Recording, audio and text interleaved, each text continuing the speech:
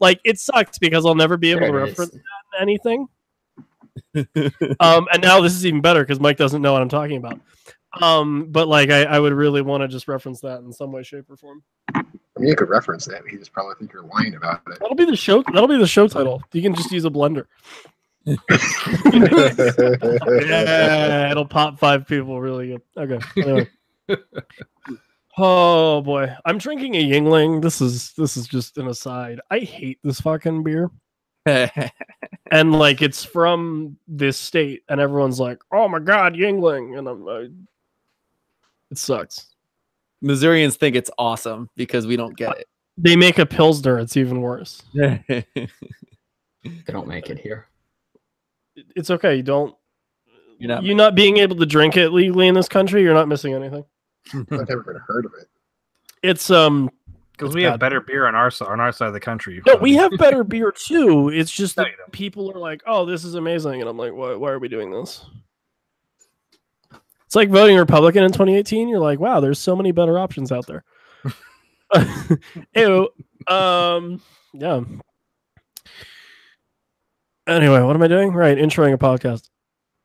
Hey everybody, welcome to the USL show, brought to you by Roughneck Scarves, your home for MLS, USL, national team, or even scarves for personal use or club use or fundraisers. Check those guys out, roughneckscarves.com. We are also produced and brought to you by the lovely, beautiful Game Network of podcasts with way too many podcasts, including our friends at Speedway, and also a special shout out to Backchat Show because it is in fact Mark Turner's #th birthday. Partly because I don't want to give away how old he is, and partly because I don't know how old he is. So there you go. Check everyone out. BGN.FM on the interwebs and at the BGNFM on the Twitters. I am your host, occasional apologetic Yingling drinker, Evan Villela. And joining me as always are some of my soccer friends. First, it is our version of Chuck Palahniuk and Elliott Smith all rolled into one convenient large package. It is Big Kevin McCamish. What's up? How's it going, man? Good. How are you? I'm all right. I'm living. Another day. Happy to have it. Also joining us, it is the man that puts the show in show notes. It's Ryan Allen. Evening. It's pouring down rain here in Wilmington. That's nice. I guess it beats the humidity though, so that's good. It's still there. Okay, fair enough. Well, I tried. Also, it's our Rainbow Dash. If you think he hates your team, it's probably because he does, and he has facts to back it up. Everyone's favorite Californian. Sometimes we call him Danny California. It's Pony. I could hear all the angry comments about this episode being typed right now. It's good, right? Did it put you to sleep last night? Ugh, it was. It was a night. Good. That's good. And returning triumphant to the podcast, he is the waviest man in the St. Louis metropolitan area. He has survived going into and coming out of Russia, so it's got to mean something. It's Phil Grims. Unapologetic bush drinker here. That's fine. That's fine. If only. Phil, how are you? How was Russia? I don't think a lot of people know, but you actually A, went to Russia, and B, saw a World Cup semifinal game there. I did. It was really amazing. Honestly, a dream. It was a dream come true. I looked over at my brother-in-law sitting next to me during the game like 5 times, just like, I can't believe we're here. Can't believe we're here. It was a lot of fun. So. And now the crushing weight of being back in America is on you. I'm not kidding when I think we were in the St. Louis airport for like 15 minutes and I was like, it sucks to be back in the United States.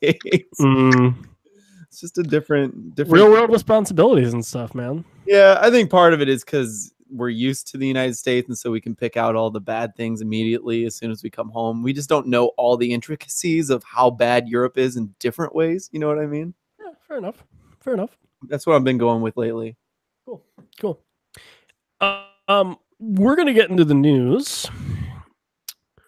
And I'm going to preface this by saying, in about, guys, how long are we going to go? How long do we have? Yeah, we have some time. Let's do about 5 minutes.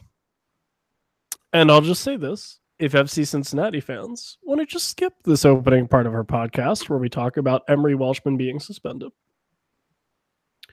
go for it. Because we're not going to be terribly nice. So there you go. And you know, obviously I welcome all and any discord that people might have with us on the Twitters at the USL show.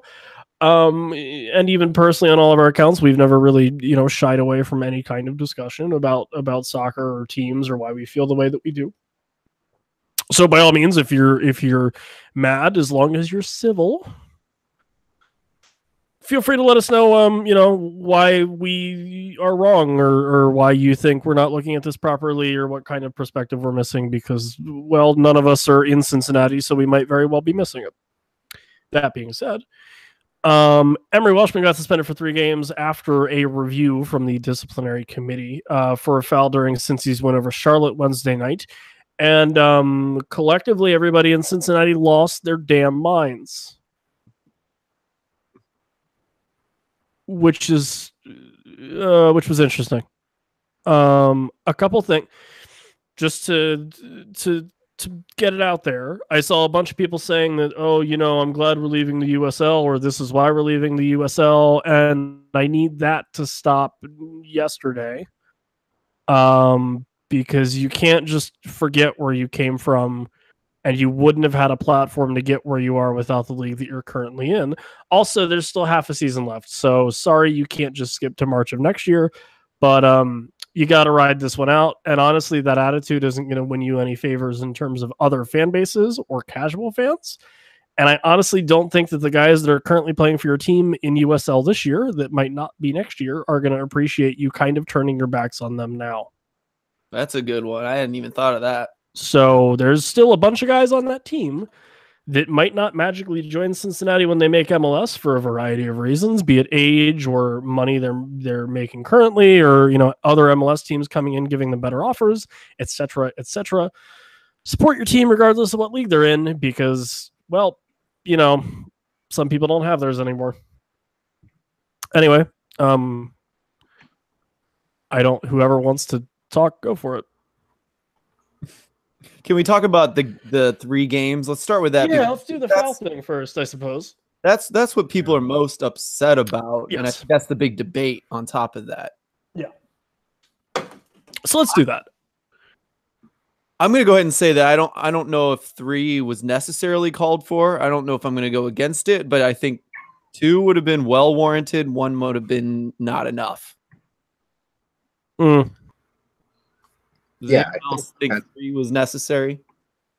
I think 3 was overkill. By the one point that Cincinnati fans have is there's the inconsistency when I deal with 1, 2, or 3 games. And in the moment when I saw that, when I actually tweeted, well, that's probably going to be a review and he's going to be lucky not to get a suspension. And lo and behold, 3-game suspension. I think it might be more than it should have been because it's the whole violent conduct versus serious foul, or whatever you want to call it. But I don't see any way he doesn't get a suspension for that. It's just a matter of how much. Yeah. I mean, you just can't excuse someone elbowing a player to the face regardless of intent or not. I saw a lot of people mentioning the Jack McInerney foul earlier on a Cincinnati player that got him only 1 game, and I think there was a lot of debate on what the intent was with Jack Mac's foul. It was more on of basically he was just doing a very hard foul on there, whereas there was actually intent here of elbowing a Charlotte player to the face, and that's obviously will get you a suspension. It was just more debated on how much did it warrant. Yeah, and do we think that did it hit his head? I feel like it did. I'm kind of blanking on exactly what happened, but I thought maybe the head had something to do with that.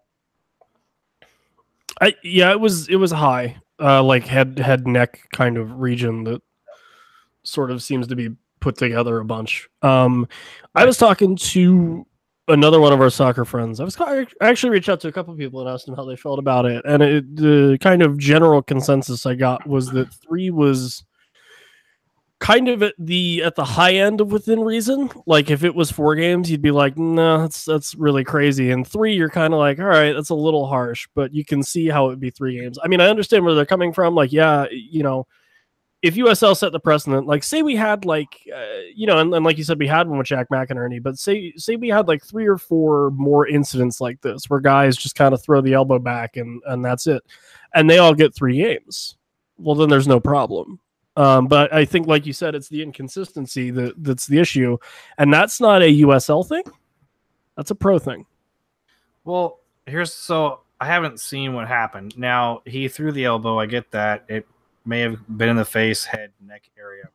But did it occur during the play, or was it like the play had been whistled dead and then Welshman just got, lost his cool a little bit and threw the elbow back? I believe it was during the play, and then after the elbow, the play was ruled dead. Okay. So, I mean, there's different aspects to like the entire thing, and you can just dig into it and get too many details, and I'm probably already getting too detailed here. In general, I personally don't believe that where the elbow hits should have any effect on the amount of discipline provided or brought down upon said player, because it's violent conduct regardless. But I can understand from a pro perspective, not that that's the right perspective, but I can understand where they're coming from. If the elbow was thrown into the head, how that is, more violent than if he had done it into the chest or his kidneys or into his crotch or, something, whatever.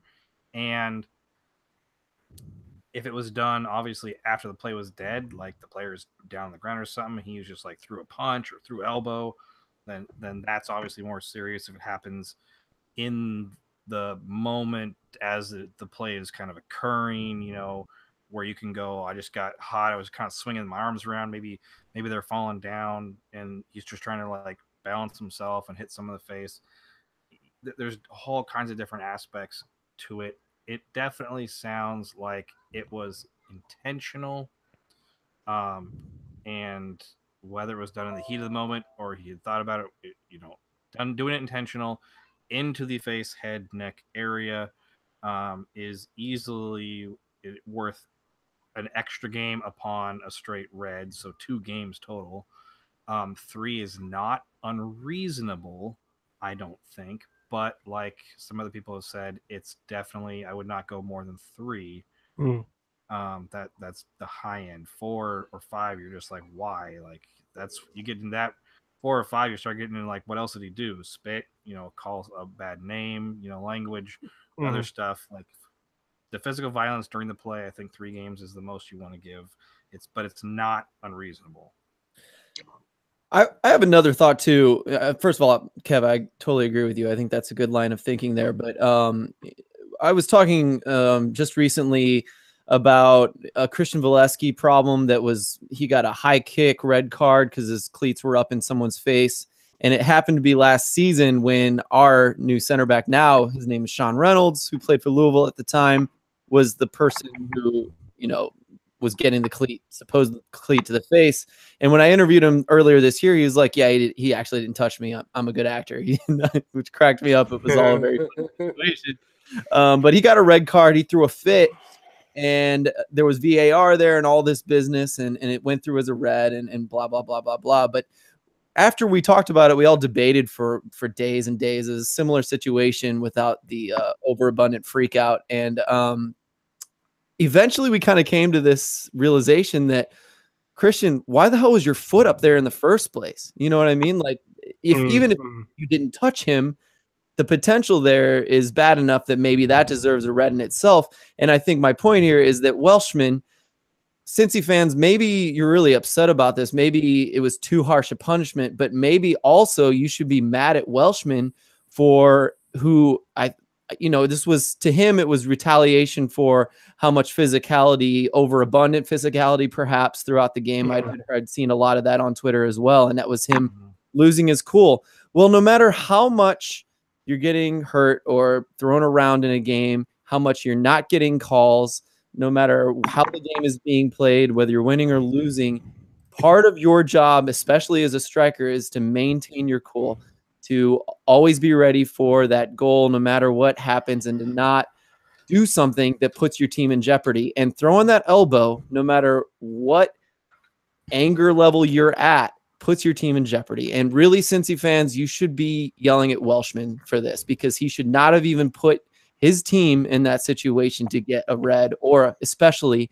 a freaking 3-game suspension. You know, they could go without that right now. I think the elbow's a little harder to control in that situation than the foot, though.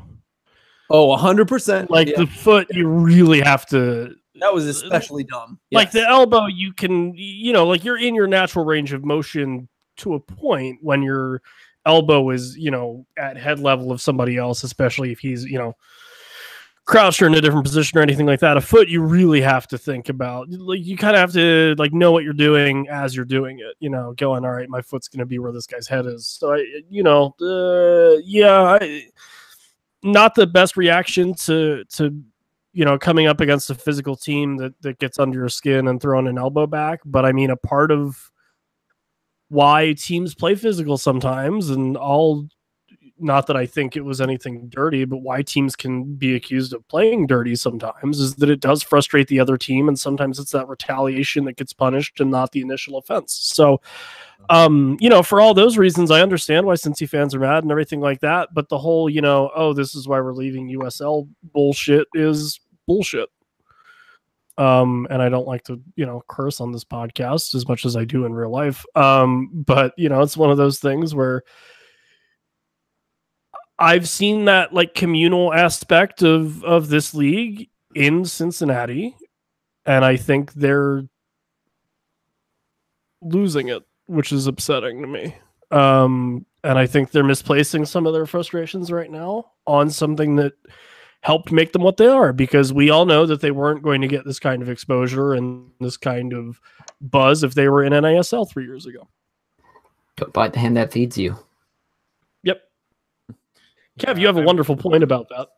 Well, I know, because, imagine, if you will, you run a company and you're growing, you hire, the most qualified, let's call them account managers you possibly can.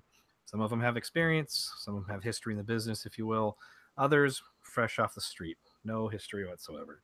So you hire a new guy, you show him the ropes. He's very popular with the customers in his region that he manages, but they're not the best at their job because they've only been nominated for Employee of the Year twice and never made it past the first round of screening another time.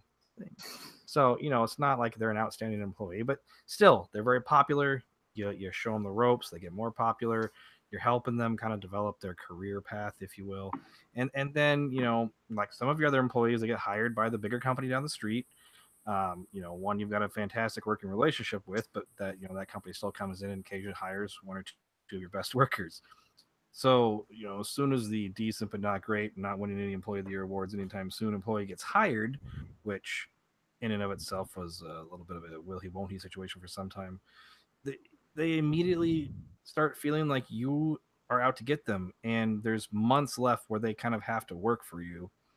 And the customers that like this employer are just telling everyone who will listen how your entire business is going to go under without them. What pieces of crap you are, how you're, all that stuff, you're out to get them. And it's like all the work you put in to foster and develop said employee, knowing full well that where they're going to, hopefully where they're going to end up, supporting them.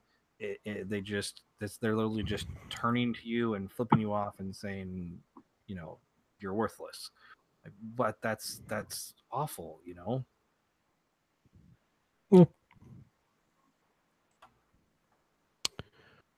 There you go. I don't want to keep talking about this. I think I will say that Cincy, part of being the biggest club in USL, I think that's fair to say. Part of that is you get picked on the most, and it's just been this perfect storm, this perfect fire of people going at each other, and it almost seemed to be ending where they were going to get picked on enough where someone was going to say that. Yeah. And I think, and so it just, the inevitable kind of came, and it kind of happened a little more than I would have liked, because it's not exactly, let's say, classy, but again, they were pushed and pushed and poked and poked and poked, and this was bound to happen. And I think, are we going to talk? I'll just go with this. I'll go with this right here. because this is the backhanded compliment that I was going to give Cincy on another topic, but it works for this as well. And part of when you get big, when you get huge, you get a large fan base. And that large fan base can't be as educated as our smaller fan bases, right? I go to a St. Louis game, there's 4,000 people there. Probably a good like 30% or more of them are pretty educated about the team. They're not going to go on Twitter and say something absolutely outrageous or go say vote on Twitter for something completely outrageous. However, they have a huge fan base. I mean, 20,000 people cannot be that educated about FC Cincinnati. And so I think my backhanded compliment is we should all be so lucky to have such a large fan base that they will go just randomly vote for the team, where they buy in as much as they can and randomly say things and do things because they love their team, but they don't actually know the ins and outs of every aspect of USL soccer. We should all be so lucky to have that. And that's totally backhanded, but when you make it big, that's kind of one of those things where you made it big when that happens. So I will give them the non-backhanded version of that, and then we'll move on here. Just because there's a lovely podcast dedicated to talking about the Cincinnati. And we'll let them do their job. Yes, we are all jealous that our teams do not have that fan base. 100%. There you go. So before anyone goes, yeah, you wish you were us. Yep. Yeah, we do. We do. Caught us. I don't want to talk about the Open Cup, really. But let's talk about Louisville City's VP. Yeah, Louisville City VP on a local station out that way said that USL is going to make each team have an academy, which is awesome. Hell yes, it is. So, yeah, I don't know. Does anyone have... The only thing, I guess, is that... the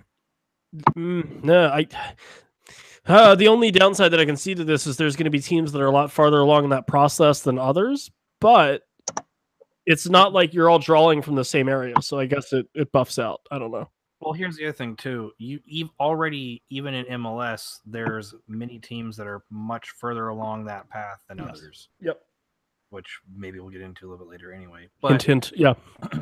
So I don't think it's gonna be any different in USL, other than they might be closer to each other from where maybe some of the teams start, as opposed to an MLS where there have been some teams that have developed an academy for a decade, right? Maybe longer, and the other teams that are just 3-4 years out of the gate and still struggling to develop players. Well, and I think the here's areas that we are allowed to develop players will make more sense, because right now RSL can develop like all of Utah and all of Arizona and like half of Colorado or something ridiculous. So I think in USL here's where this team draws their players from is going to be a lot more comprehensive, because they waited this long to enact all that.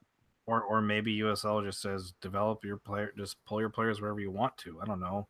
Yeah, build the best academy and see if they come.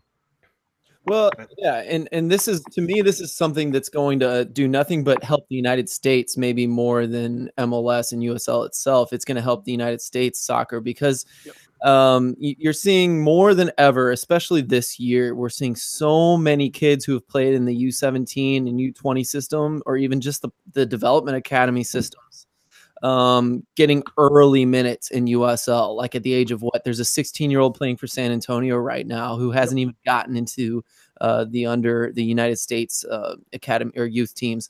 So, I mean, I think this is the best opportunity to encourage that to happen more and more and more, and get these young kids in early playing with grown men so that they do better on the world stage. That's awesome. I think people need to recognize that USL is helping the United States by doing something like this. Yeah, I agree with you, because the idea, I think, if anything, it's that there will be more academies, more coverage across the entire width of the United States, where you'll have fewer kids that are probably super talented fall through the cracks, as opposed to now where it's like, unless you're in an MLS market 75 miles from a stadium, or you're on the West Coast where you're in one of like 6 states that someone can pull a player from, but even then they might not have any academies in that state. There's not a whole lot of ground covered, particularly in the western half of the United States, where it's very easy for kids to fall through. So more teams, more academies, it'll just be beneficial that there'll be more chance that we will find these players that could very well help not just their club, but the United States men's national team too. So, and here's the other amazing thing about this is there's no homegrown tag in the in USL, right? This is the best part. So like Alvarez, Muñez, Yanez, who play for Los Dos right now, none of those guys have signed MLS contracts. If they had, they might have already gotten that homegrown tag. They haven't signed an MLS contract. They're on USL contracts, which are not binding, which you can sell off to Europe or anywhere in the whole world without any kind of crazy consequence. So that's pretty awesome for 16, 17, 18-year-olds who don't want to get stuck in the United States. Ryan, did the Hammerheads have an academy? Yeah, they have around I think 2015 or 16 they chose to partner with one of the local academies here. In fact, the academy has now outlived the pro and PDL sides, growing as one of the largest in ENC. But it was something that they partnered with, and I do believe a lot of there were a few clubs. I think Penn up in Harrisburg is doing another one where they are at the top of an academy and just kind of building a pipeline of players into it. But I do agree with the homegrown rule. As it looks, I'm looking at a Brotherly Game article from 2015 that actually showed the homegrown territories from it, and some of it is just like ridiculously large. I mean, at the time it had like RSL covered Utah and Arizona. You saw Sporting Kansas City take Missouri, Kansas, and Oklahoma. Whereas if you had that in USL, you'd be able to split that among 3 teams of OKC, Tulsa, and St. Louis. It just seems like having USL teams be able to divvy up a lot of the land in the country for scouting players seems to be beneficial. That will get less players that'll fall through the cracks.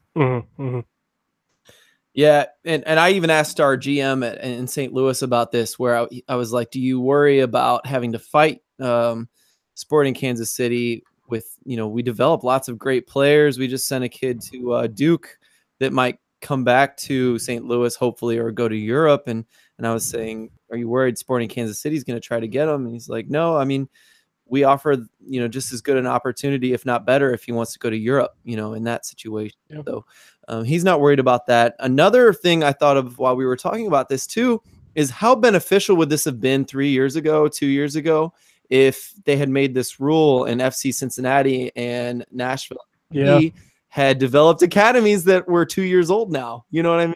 Well, because they need one. Exactly. Like they would have already had one if they were forced to. And it really, if anyone else goes to MLS from USL, it's going to be good for them. Yeah.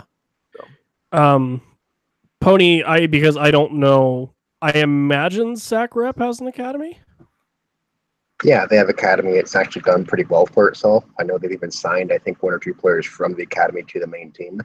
Cool. It's going well, but I'm not even going to pretend to be well versed in academy systems. No, it's all good. I just honestly, I didn't know if they had. I mean, it's one of those things where I imagine a lot of these clubs have them. I know the Hounds have, I kind of ironically a very good girls program, and I know they just partnered up with Crew SC in a way for their boys. I imagine they'll have to make their own. I don't know, but it'll be interesting to see how that goes. And then, of course, I would love to see another women's division in the United States or a better one. So put a team in Pittsburgh and have those girls come back from college and tear it up or something. And then the other news, and then we'll get into these other kind of points, I think, as we're talking about games this week, just because I want to get there in a minute. But nothing to report as far as what they're going to do or what the name's going to be or anything like that. But Austin's USL team is unveiling a couple players and their name in early August, so in a couple of weeks here. Yeah. Two or three, I'd imagine. That first Monday in August is the 6th, so... They just name themselves the Austin Crew too. The Austin Steelworkers. Austin Villa. Ah, no. Oh, no. How have I not? Oh. That's a winner. Sometimes I and we've talked about this before. Well, actually, I swear to God, we'll get into the games after this. We're always like, man, Ryan has really good lines, and I feel like people don't pick them up enough. And I'm really glad that we all just shut the hell up and Ryan got to say Austin Villa. So there you go, everybody. There's your Ryan line for the month. Feel free to embroider that on a pillow and send it to him. Or, in fact, if anyone in Austin USL is listening, there's your name. We'll just take. Personally, you can pay me with like 3 McChickens. Yeah, I know it's a gig economy, baby. But ask for Ryan about pricing on the naming rights. Anyway, talking about the games this week. Starting off with a weird. What was it? A Wednesday afternoon game. New York Red Bull 2-2, Bethlehem Steel 1. Derek Etienne Jr. with a goal in the 28th. Anthony Fontana a goal right on the stroke of halftime, and then Armando Moreno in the 78th. Doesn't help separate the East at all. But Red Bull are getting hot, and that's bad for the rest of the Eastern Conference because they can play whoever they want and beat them, or at least get a draw if they're playing the level they are right now. Has Etienne been at New York Red Bulls 2 for like 3-4 years now? I feel like a long time. So he's a first team guy now, and they loan him down, kind of thing. Because I just don't think that there's really like he's a right wing, but he also plays forward, and those 2 spots at Red Bull proper are like pretty locked up, Loaded. Yeah. So he had a youth career with the club from 2009 to 15 before they signed him to New York Red Bulls 2. He was then basically up to 2016 with the senior side and has since been, I think, loaned down per at least what it says on his page. Good stuff there, Ryan. Evan, can you tell us a little more about Fontana, because he's a guy I've heard his name a lot, and I'd kind of like to know a little more about him. So, he's from Delaware. Oh, yeah, I know. That's what you wanted to know, right? No, so a really good standout for the academy at the 8. And actually, before that match on Tuesday, before they left, actually, Brendan Burke was talking about it a little bit.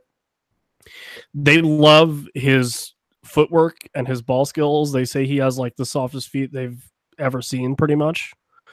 They're gonna try to move him up to a 10, which he doesn't have a whole lot of experience with, and the only thing they're kind of worried about is that he might be a little hesitant to make the bigger passes.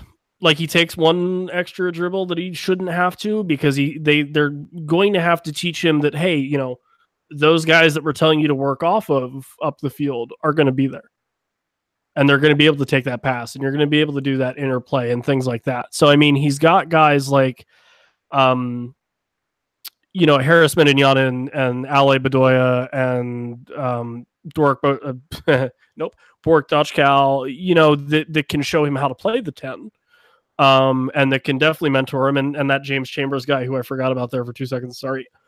Who can show him how to play that advanced position and let him understand that using those feet but not taking all that contact is going to be good for him. I wish the Union would loan these guys to other clubs in the States and or Europe, maybe for a year, just to give them some experience. Because as much as I love DJ and Fontana and guys like that, they're not going to break into that midfield right now. And I think they're like in that weird sweet spot where they're just a little bit too good for developing in USL. You know what I mean? Like I think they're kind of bossing around some of the other guys in USL, and they could use that kind of mid-level European experience to really develop them more. Mm-hmm. If that makes sense. It definitely makes sense, and we're seeing cool. a lot of that. Yeah. Which is great, because I think that means the USL is going to get better. But for right now, I would love to see Fontana go out and like be able to play the number 10 every week in like a, League One or something like that. But obviously, if you can keep a guy in house and play him, you're going to do it. So I just remembered why I recognize his name. Didn't he score on his debut with the Union? Yep. Yeah, that was this year. That was crazy. That's it. He did every celebration known to man. Perfect. Yeah. So one more MLS goal than all of us have combined. Thanks, Font. He was also our 16-year-old that subbed in for Marisa Dew twice. Perfect. That's the other fun story. Yeah. Yeah, good game for New York. I'm worried that other teams higher up the table are going to take them for granted and they're going to stomp them. Next is that game with the suspension, right? With the thing that happened. Let's talk about those goals though. Deco Kynan, 7th minute, and then it's your boy, Big Country, Forrest Lasso, scored in the 20th minute.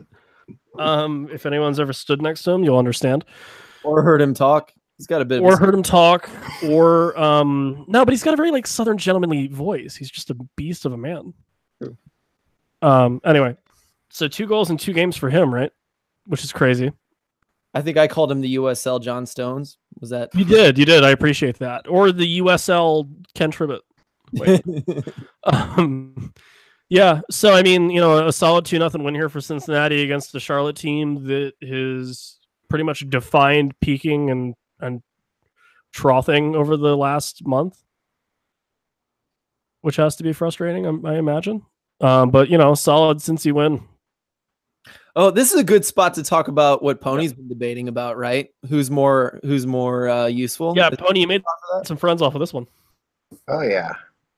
Why not? I was saying Lasso's probably the Cincinnati MVP. I mean, he's directly basically got both these goals. If you didn't watch the first goal, was Lasso getting completely free, knocking it off the crossbar, then Keenan cleared it up.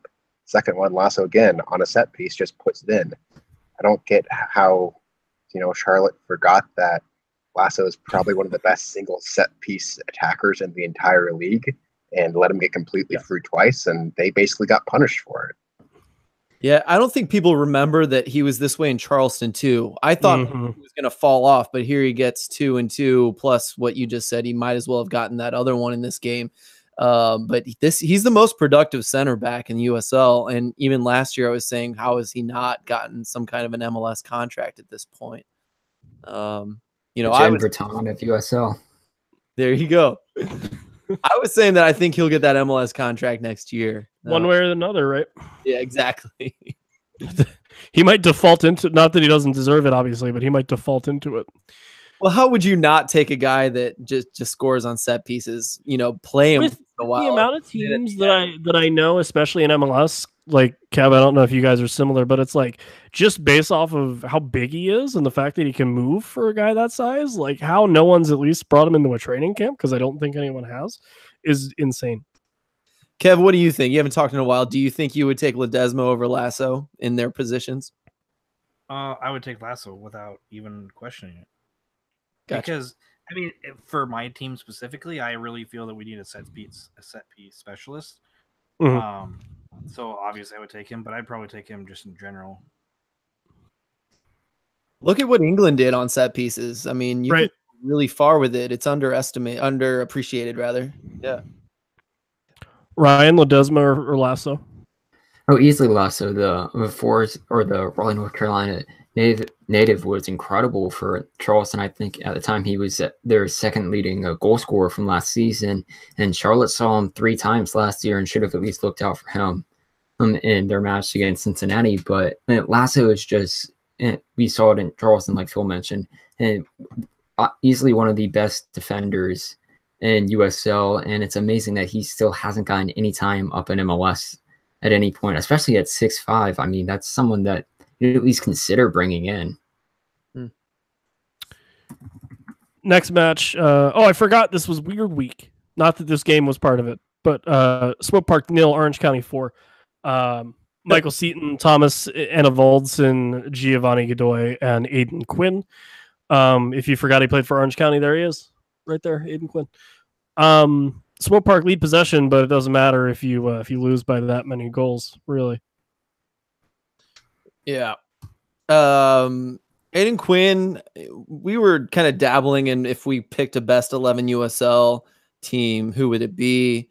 And Aiden Quinn would make, no matter what iteration of my team, Aiden Quinn would be in it. If you look at his stats this year, it's just the guy is just awesome. He's perfect for your midfield. He's very, very, very good. Mm-hmm. Yeah, plus I always say I think he's one of the best people at taking set pieces, not scoring off them, but actually taking them. There are very few people I'd want up there with Quinn. Him and Portillo, maybe? Well, I always go with Kaffa, but yeah, see, there we go. Oh, well, Kaffa scores. I was thinking of other guys that set up other guys. Like, I feel like Portillo's good at that. Is that what you meant by that? By not Channing takes decent set pieces. Anyway. But, yeah, Orange County's good. They're good. Sure are. They're my favorite team in the West if I didn't already cheer for my home. Fun the USL also stat. Phoenix Rising are 1-0 after we talked to members of their front office. Coincidence? No. So keep them coming, baby. I want Drogba next week. Thanks, Sam. Talk to you soon. Phoenix won, Seattle Sounders 2-0, meaning Phoenix scored one time, and the team that plays for Seattle that isn't the big one scored no times. Chris Cortez in the 56th. S2 lose 6 straight matches, 7 of their last 8 losses there as well. Phoenix with 1 loss in their last 8. And clean sheets in 4 straight for Phoenix, which is always fun. Yeah, I mean, I don't know. Seattle just doesn't look like they're going to threaten anybody, which is fine. They had 0 shots on target for this one. I think it just kind of sums up their play. They had a good start to the season, not like the very beginning, but like right after the beginning. They were looking good for a while, surprisingly. Their April was okay. Right. Yeah. But here we are. This is what we thought. So, but speaking of teams where you just like thought they weren't going to be anything, and now they are. What is this next game's Charleston Battery beating the Riverhounds? Yeah, 1-0. Matula Guerra kind of it felt like a very old USL match in that Augie and Bob Lilly were like, hey, can we pretend that it's like 2011? And they did. It's a Riverhounds 0, Charleston Battery 1. Matula Guerra scores a goal in the 88th minute, and Charleston with an unbeaten streak of their own snapped Pittsburgh's 6-match unbeaten run.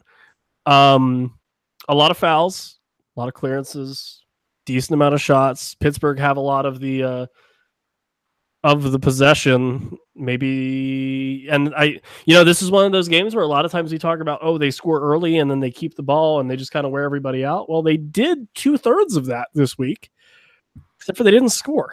And Charleston able to steal some points away from home.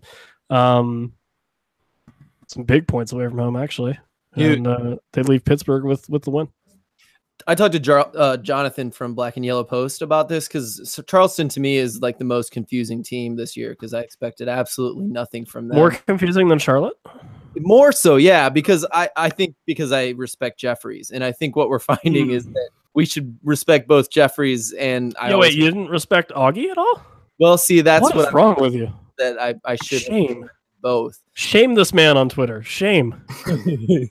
But to my credit, I asked Jonathan, like, why is this coach doing so well? How is he doing it? And he says he's good at finding players that perhaps aren't succeeding in one spot, and he's able to find, and these are like average or less than average, perhaps, players.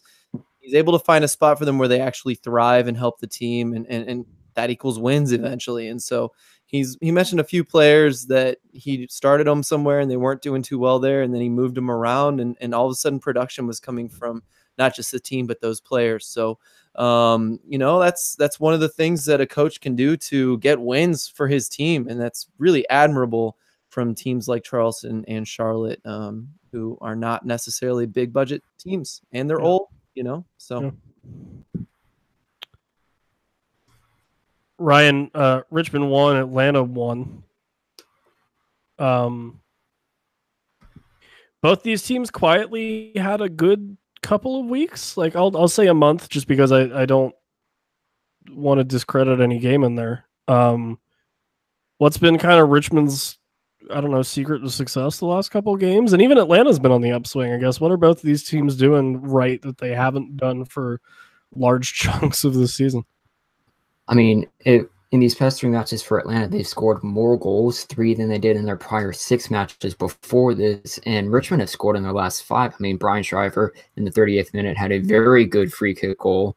Well, basically kind of vaulted Richmond. But I think the thing is that it's just with both of these clubs rooted in the bottom 3 of the Eastern Conference, a lot of us just aren't paying attention to them because they seem so inconsequential to the other teams further up the table. But Richmond's at least quietly turning around on a lot of their season. Now it'll be at least more concerning if they can go ahead and further do that. I mean, they did get 5 shots on target from their 14 in total in the match, and then Atlanta had 32 clearances in it. But it's at least good to see the teams towards the bottom end of the table at least trying towards improvement for this year, especially if you want to build into next season, particularly for ATL UTD2. Mm-hmm. Yeah. Kev, I think you'll agree that first year for MLS 2 sides is always just really bizarre. Yeah, well, yeah.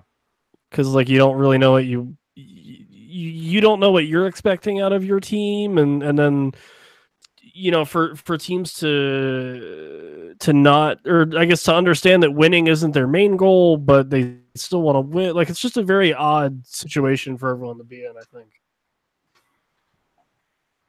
Yeah, I mean, the funny thing is when I go back and look at T2, the first year is actually one of their better seasons.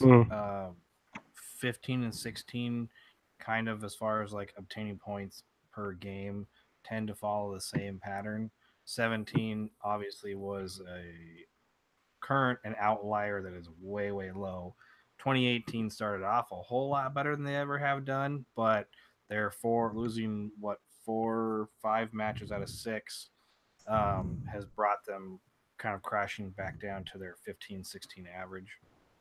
So yeah, for at least with T2, it's the kind of at this point in the season, they're roughly in the same spot as they normally would be outside of 2017. Did you guys see the Reddit article that was talking about, whether Canadians, now that there's a Canadian Premier League, whether Canadians what is the word I'm looking for? Not homegrown, but international. Yeah, international slots. Yeah. I think T2 and the whole not being in Canadian Premier League and choosing USL D3 and this whole, international slot thing. It's just it's a really interesting thing to watch and kind of get out your popcorn and watch. It'll be interesting. I mean, we saw that arise in the Open Cup when Portland was protesting with LAFC, talking about, in fact, former Louisville City midfielder Mark Anthony Kay in that one. So it's interesting that at least in league matches, I think with MLS, they didn't consider Canadians foreign players because you have 3 Canadian MLS teams, whereas in the Open Cup matches, they're considered foreign players because you have no Canadian teams competing in the Open Cup. So that was ruled against them. Yeah. No, it was what ended up happening is that the US Soccer was like they said it was a quote unquote good faith misunderstanding that the Canadian players that LAFC wanted to, one of them was Canadian, one of them was a homegrown player but still an international without a green card, and US Soccer told LAFC that both those players were okay, so they were under the limit. When in fact, by the letter of the law, they were 2 international players over the limit, and one of them I don't think played or didn't play much. The other one was actually influential in their win. No big deal. Portland, after I think had just said, no, we withdraw our complaint. We just wanted to like follow through and make sure that U.S. Soccer, knew their rules and looked into it and blah blah blah. I don't know, whatever. So Merritt had a very busy week on Twitter. Everybody, any week where he is on Twitter is a busy week. Fair. We'll talk about that in a little bit when we get to the Portland game. North Carolina FC 3, Toronto FC 2-1, meaning the Junior Red scored once, North Carolina 3 times. Friend of the show, Austin Deleuze, gets his goal. Hey, buddy. Yeah, I mean, good win for North Carolina, Toronto FC. Sean Hundall's great. He's coming back for their 2-side and USL D3 next year, I believe. Good. I don't know. There's really not a whole lot here. It's a clinical win for North Carolina. It's a good win for North Carolina. They needed it. They need it. They got it. Yep. Open and shut case kind of thing. Next game, I think we'll spend a little bit more time on. Partly because they're friends at Speedway and their ilk and the Nashville fan base in general at this point seems to be a little disappointed at their lack of return on investment as far as finishing goes. Yes. London Woodbury gets sent off in stoppage time, and Ottawa scores twice, once by Tony Taylor and another time by Kevin Oliveira. And Ottawa gets a 2-0 win against Nashville, which is not how a lot of people would have expected this to go. That being said, what Coach Popovich is doing in Ottawa right now is highly admirable, and he's doing a great job. And they're flying under the radar, I think, because of where they play and, you know, how a lot of people felt about him at the beginning of the season. And so tipping the hat a little bit to the Ottawa Fury. At the same time, guys, are we freaking out about Nashville not being able to score goals? Ryan, Pony, you guys do stats with these things. Is there scientific evidence to this being a problem? I mean, Nashville have actually been scoreless in 4 of their last 5 matches, having a 2-0 loss to Indy, a 0-0 draw with Cincinnati, 1-0 and 2-0 results against Charlotte and Ottawa, respectively. So it seems to be much more of a recency problem, because prior to that, they were going through one of the longest unbeaten runs of basically in the league at the time. But it does seem like that they have trouble scoring, just from going through any of their stats. In their only match that they got above 2 goals in league play was their Penn FC result 3-1 on June 2nd. Pony, could you say maybe what you've been saying about Cincy not being able to beat the elite teams? It sounds like those were 3 semi-elite teams that they lost to. Could you kind of compare them to that? Yeah, I think the losses from Nashville are a lot more concerning, because they're losing to teams who I think they should be beating, or at least shutting out for 0-0 draws. I mean, you can't really sleep on Ottawa. Ottawa has actually gotten to be a good team as of late. Yep. And I wouldn't be surprised if they actually show up in the playoffs as like the 7-8 seed type team and could be a legitimate threat. I think they've won 8 of 12 right now after losing 5 or 6 to start, while being after not winning 5 or 6 to start the season. They've actually turned into a good team. Because if you remember, after like the first month and a half, we were all saying, wow, Ottawa might be the worst team in the league. This is horrible. Their second half defense walks off the cliff. And now they're doing well. I'm not sure if that's a matter of something being fixed or exactly what's going on, but Nashville, even in this one, they were in it until the very end, and they just gave up a goal, got a red card, and gave up a second goal in really late time. They're one of those teams who, to me, if they get that one piece, that one tweak, I don't know what it is, but Nashville could become one of the great teams. I think their ceiling is very high, but right now they're not living up to expectations. I mean, I was thinking they could even be up to number 2, 3 seed in the entire East, but now they're trying to hold on to that 4th seed, it seems like, and they might lose track of it. The only thing, so I think they're having a little bit of buyer's remorse over Brendan Allen. Isn't he time for leading scorer on the team, though? Right. Yeah, but like that's not a good. No, it's thing with Nashville, because it's not a very high benchmark right now. It's good and bad. I don't know what happened. He was so hot for a minute. He scored 2 in that Open Cup game, and I don't know. The only thing I think they could use, only because I like to think I know how Brendan Allen works as a goal scorer, is just like one of the top 5 midfield passers in USL right now. Like if they had a Ledesma, or just like an 8 or a 10 that could really just sling the ball around. Aiden Quinn. Yeah. I mean, there's a bunch of guys out there that can do that. I just don't think they have that guy that can hit that, 30-yard diagonal right now. Belotto was supposed to be that guy, and he was for a couple games. I think he's a lot better at shorter interplay. And then the other thing, I think that Nashville just has to stop playing around with their formation so much. Well, Well, I think that's part of what their MO is they defend so well, and so I think they think that switching their formation around is going to fix their offensive woes by just, you know, maybe one less defender and one more attacker. That'll do it, and it's just not that easy. And if you, I agree with you, if you keep fiddling, sometimes that's worse than if you left it the same. Talked about the first goal in Cincy's 2-1 win over Red Bull 2. A little earlier, Forrest Lasso got his.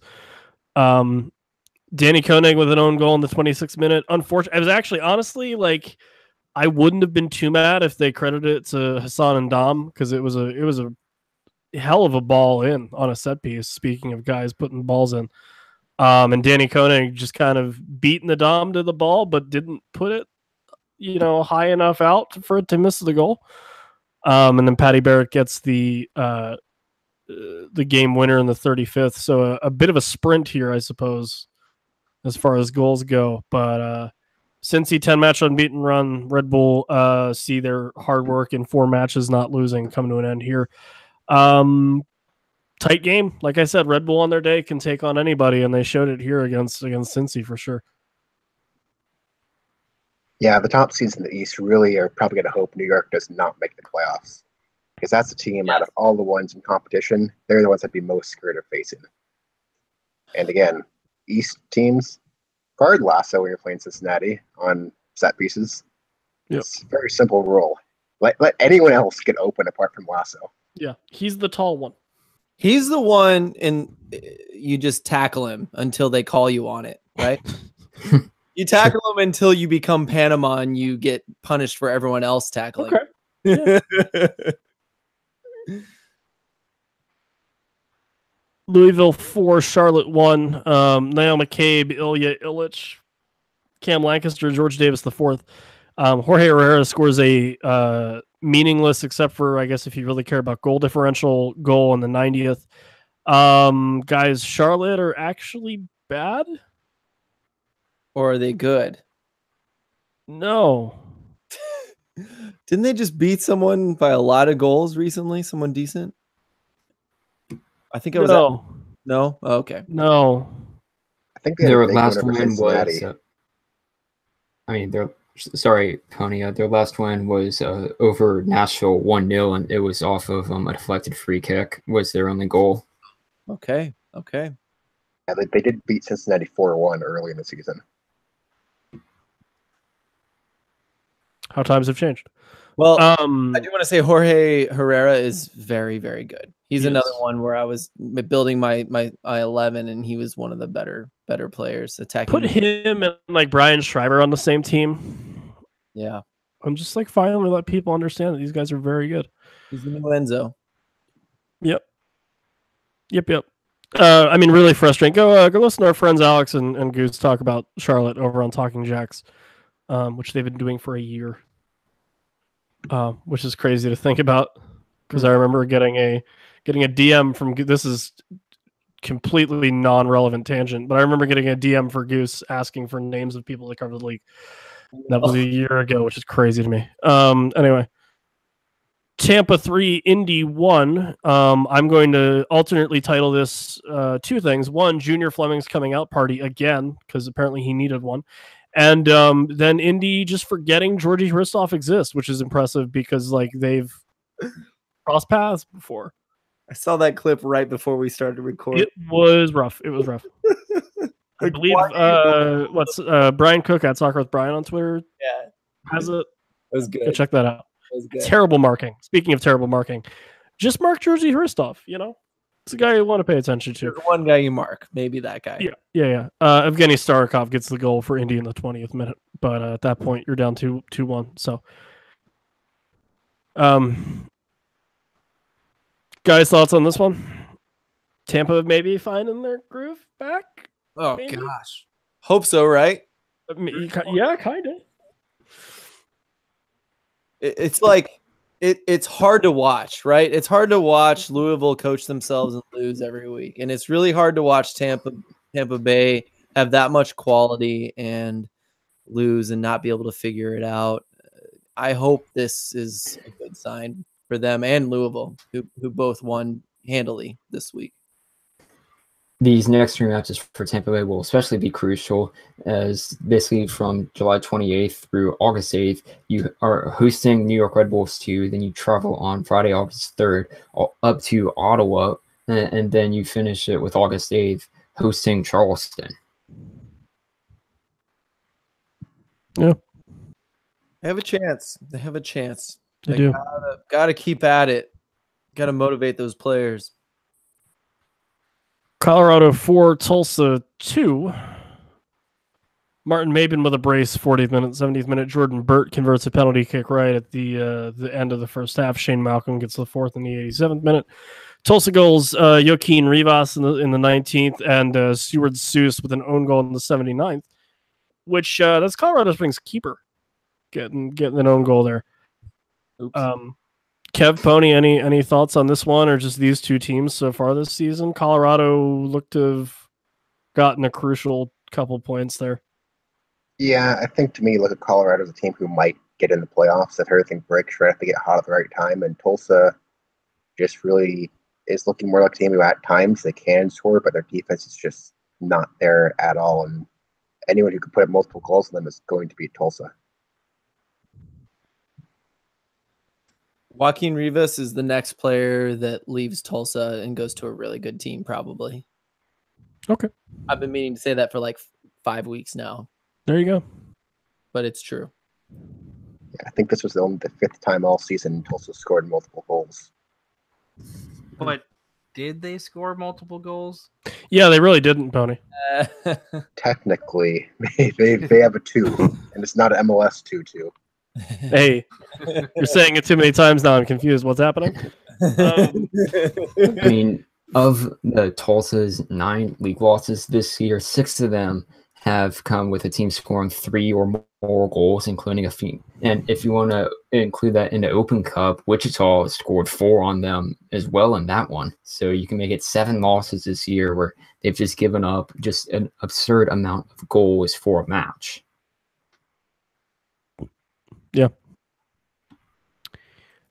Speaking of the number 2, which today's USL show, not only brought to you by our good friends at Soccer Loco. If you go on our website, uslshow.com, there's a blue, or if you're colorblind, it's a gray box. It says Soccer Loco. Click on that and then buy whatever you want. If you need perhaps someone I know, it's literally not actually me because I would die. But if someone you know needs some cleats for their upcoming 6-7-a-side season, Soccer Loco, check them out, especially if you can't find size 13 cleats and dicks.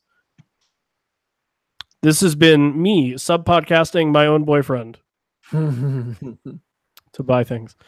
Anyway, Soccer Loco, check out those guys. DK just came back. He landed safely in San Francisco, went home for a little back. Wanted to say hey to those guys. So not only are we sponsored by Soccer Loco, we are also apparently sponsored by the number 2. Phil, this match, St. Louis 2, Orange County SC 2. Before you talk about it, I want to talk about the 2 poll that the St. Louigans had, which is in fact just a sign that says 2 poll, and there is no polls to be found anywhere. I needed a trend second half, and well, not even, but like the second third of the USL season. I need like hyper literal and or sarcastic tifo. Like it would be great, and I know this is me dipping in the MLS territory, but Kev, if you could tell the Timbers Army one week just to make one of their huge elaborate tifos, and it's just white, and then in black text it just says this is a tifo, or like image not found, or something. That would be great. Yeah, I think it'd be best if it's done against a Seattle game. This is a tifo. One of those nationally broadcast games where ESPN or Fox are like, "Oh, let's check in with the Timbers." They're like lining up for it on hard cam for like 20 minutes, and you're like, "Guys, you can." It'll be apparent when they're about to unfurl it. It's just a giant, the biggest white sheet you've ever seen with small black letters. What if they do the rib on the? We're getting inside baseball. What if they do the ribs that have to tweet about other MLS team games, and they just like print out for like Red Bull, and they're like, "Here's when you can watch New York Red Bull on your television." Well, I know, or Pony, I know from the Tower Bridge Battalion, they had a tifo this year that had said "Go Team" on it with an asterisk that said it was front office approved. Good. Yeah, it's because one before that got rejected for the previous game. I remember that. Yes, excellent. Hey Phil, now that we're done talking about tifos, how was this game? Considering how good OC is, I'm gonna take this. And Lauren Conrad does play great in the Midwest. Lauren Conrad, she's so good. I mean, She's great. her style is on point at all times, and she knows how to lead a bro on for like weeks on end. For seasons on seasons on seasons. Yes. That's right, folks. Special offer. The next person to retweet anything from the USL show gets the box set of the OC.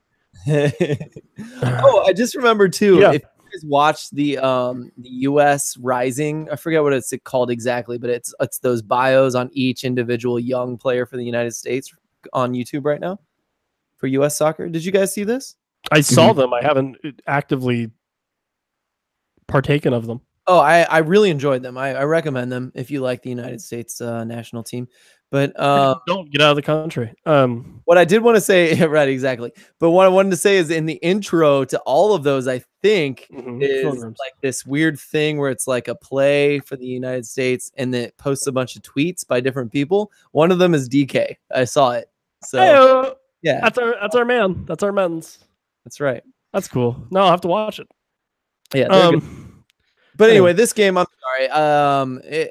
It was interesting because St. Louis has had trouble scoring goals. Their defense tends to be pretty solid, and then they kind of let one goal up sometimes early, like in this game, and they can't come back. Well, in this game, they came back, and part of that is we've been getting all these OCB, Orlando City B loans in this year, and it's been nauseating, right? Like, please just maybe branch out. Stop just going with the people that you know and trust. Well, in this case, it seems to be paying off because we got Pierre da Silva hasn't been getting enough minutes with Orlando City, and they sent him to us, and he's very talented. I've been trying to fill the international slot that we got from Valesky with something really talented, something like Ledesma-esque, I might say, or hope for or pray for every night.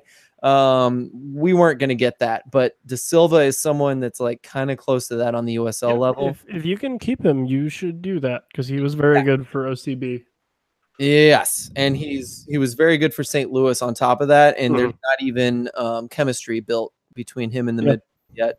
Him and Wallfall looked very nice together at times throughout the game. So I think as that builds, St. Louis's only hope for making the playoffs is defending well, not giving up early goals, and Pierre da Silva doing something on top of Kyle Gregg continuing what he's been able to do this season. So, yeah. Next match, Sacramento 1, Oklahoma City Energy 1. Pony, talk to me. This was one where I kind of felt like this was coming. Sacramento OKC has this really weird habit where the home team actually struggles no matter who's at home. I think over the 3 years now, there's been one team who won at home. So I don't know. Again, the home team like this one, Sacramento looked better, not dominating better, but they did look like the better side. But again, they let it get away late. And it's just a frustrating feeling, as I'm sure a fan of either team. Just see whenever you go at home, you just can't gain points with any consistency against this side. OKC's turning it around. You got to give them a lot of credit for this.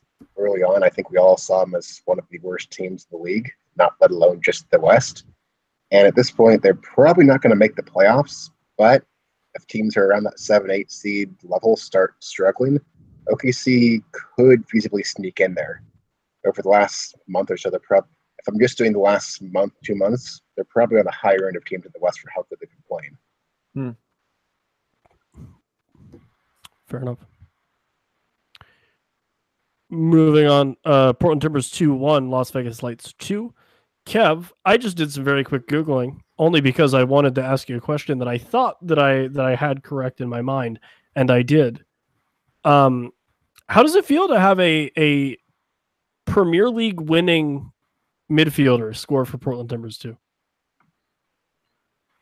He's not a Premier League winning midfielder. I don't care what You say, Oh, come on, he was on the let's- team. I know, I get that. Technically, it's just a technicality. He did it. Anyway, if He you did want to it. talk about Jack Barmby, I do. I've got one name for you too that you can compare him to, Villian Bijev. He's at that level where I think USL is what he can do. I don't see him being MLS capable, even though he's on a first team contract. He's kind of a waste of space there. T2, he's been doing pretty decently at where when he's getting the minutes there, seems to be his level. And the last time we had a player who was like, he's pretty darn good in the midfield, but I just don't know if he's MLS good, was Villian Bijev, who is now a Sacramento. So who knows? Maybe Barnby will find himself heading south at the end of the season. I'm not sure. I also could have said, how's it feel to have former Hull City player or former Manchester United player, former Notts County player? The options there were very plentiful, but I went with Premier League winning midfielder Jack Barnby. If you want to throw some shade, look at the fact that Sammy Ochoa, who I believe used to play for Seattle, and then Omar Salgado, who was technically a Vancouver Whitecaps player, scored for Vegas. I didn't even know Salgado was playing for Vegas or even still playing soccer. And then all of a sudden he gets the game-winning goal, and I'm like, what? Kev, 1 win in the last 6 for you guys. How you feeling? Also, how does it feel to have the mark of the devil in possession in that game? 66.6% possession did us no favors, did it? No. 1 win in the last 6 matches. It's sad because I think Portland had done so well in the first part of the season, kind of, got my hopes up a bit. Yep. But like I had mentioned earlier, they're really falling to kind of their what is usually their season average, which at this rate is going to see them falling out of the playoff race, probably in a 9th or 10th spot, which would be what they've done in almost other seasons past. So, and then I guess we'll talk about it a little bit just because we're here. There was a really fun back and forth between two people that I fluctuate on how much I enjoy them on Twitter. In Doyle, who I'm sure a lot of people are familiar with, but he is a analyst for MLS and Portland Timbers / Timbers 2 / Portland Thorns, right? Owner. Yep. Who is very, very outspoken about his passion for the teams that he owns and his investment in said teams and things like that. Kev, the line that I really liked that I think you also at least had a chuckle in was, well, I guess A, that he kind of name dropped your podcast without knowing it. And then B, the Matt Doyle said that Portland make the Colorado Rapids look like Ajax, which will be a really good soundbite for people that know who Ajax are. But if you don't, they are basically the King Netherlands. And they do that by fielding a pretty young team that come up through their academy. And as you are wont to do in the Netherlands. Yeah, and all their players go on to become usually world super duper stars, except for like Memphis Depay. I don't know where it originally came from, but basically somebody was asking, I think Matt Doyle, about like why Colorado kind of sucks at developing players. His quote tweet response was, "Portland make Colorado look like Ajax." Like, it generally saying Colorado is not the worst at developing talent. And then Merritt Paulson struck back saying something along the lines of like, "Well, we own a USL team while a bunch of other MLS sides don't." So, and Marco Farfan, we're developing. Well, he didn't say anything about Marco Farfan. I was just like, we've developed one player who's still getting limited minutes, but at least is on the first team and making somewhat of success in Marco Farfan. But that's one single player so far in 8 total seasons. Langsdorff hopefully will be turning better. That'll be good. But you look at a team like FC Dallas, who they don't own or operate a USL side at all. I mean, they will in D3, but they haven't. They don't at all. And look at their academy. absolutely embarrasses the rest of the Western Conference, because it's so good. And Vancouver Whitecaps have a really good residency program. They tried it with the USL side for a little bit, didn't like it, and still have a good residency program. So I was like, just because you own a USL team don't mean squat, really. You gotta, our academy's not bad. It's young still. It's was basically started 2 years after we joined MLS in 2013. So any of those players who literally started with the academy are just now coming good, and those would be examples would be Marco Farfan, Foster Langsdorff. There's a good half dozen or more really exciting young players coming up that might have look good in MLS in the future in the next half decade or so. But right now Doyle makes a point. Hopefully it's just temporary, but Merritt's very passionate, particularly about what the teams he owns, and he has every right to his opinion. And he did make a comment about the quote unquote "play the kids" mantra. I believe was the exact was that, but he literally said something like, "Oh, we're doing just fine," blah blah blah, something about people talking about us having to play the kids, and he's not the first person with the front office that has mentioned that, particularly to me. So it's not that maybe he name dropped my podcast without knowing it. It's just that I have a really good name over a podcast, and I know Barrett has listened to it in the past, probably not regularly, but I know he's listened to it. I know that other people in the front office listen to it. So these seasons past, I've been trying to be good this year to try to get back on the good graces of the people that listen to it, that make those decisions at the club level. But when you've lost 5 of 6, I'm gonna have to start talking, be realistic in the next episode or two. Mr. Paulson, if you're listening, big fan. Welcome on anytime. Feel free. But you don't get a gold star for having a USL squad anymore. FC Dallas effed up by not having one. It's just, you got to have one. And so Portland have one. You don't deserve a gold star, but you didn't mess up by getting one. So that's what I'm saying.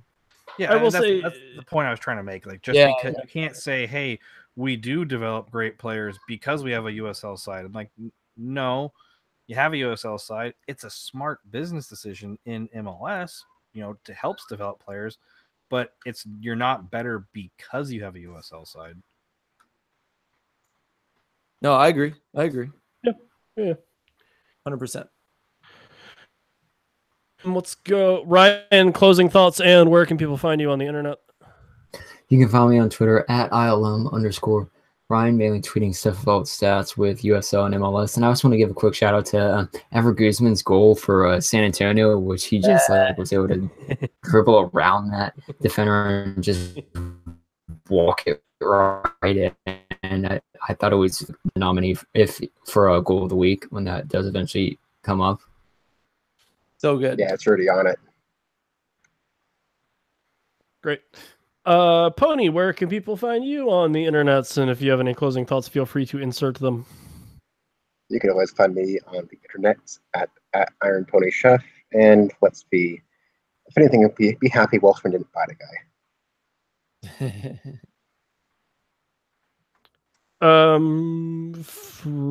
Phil, where can people find you on the internet? Any closing thoughts?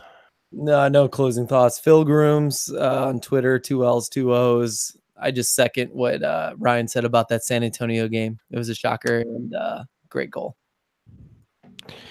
Kev, you mentioned your podcast, Play the Kids. Where can people find that on the internet? Where can people find you on the internet? And if you have any final thoughts on things this week, feel free. You can find us at www.playthekids.com. Of course, also part of the BGN network.